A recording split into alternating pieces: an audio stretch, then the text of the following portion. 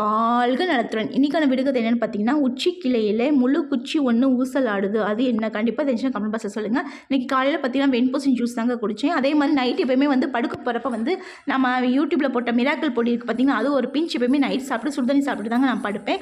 அதுக்கப்புறம் வந்து காலையில அதுக்கப்புறம் வந்து கொஞ்சமா பழைய சோறு கொஞ்சமா தான் இருந்துச்சு. ஒரு கை அளவுக்கு தான் இருந்துச்சு. அதில வந்து பிக்கங்காய் கூட்டு, அதுக்கப்புறம் வந்து கொஞ்சம் தண்ணி ஊத்தி சாப்பிட்டேங்க. திருப்தியா இருந்துச்சு. மதியானத்துக்கு பார்த்தீங்க அப்படின்னா வந்து பச்சை பயிர் வந்து முளைக்கட்டி வச்சிருந்தேங்க. அந்த பச்சை பயிர் முளைக்கட்டின வந்து ராவா சாப்பிட்டோம்னா ஒரு மாரி இருக்கும். அதனால வந்து நான் என்ன பண்ணுவேன் அப்படின்னா வந்து மாதுளப்பழம் இருக்கு பார்த்தீங்களா, மாதுளப்பழம், கொஞ்சம் வேர்க்கடலை, கொஞ்சம் பெப்பர் பொடிலாம் போட்டு சாப்பிட்றப்ப வந்து கொஞ்சம் நல்லாயிருக்குங்க.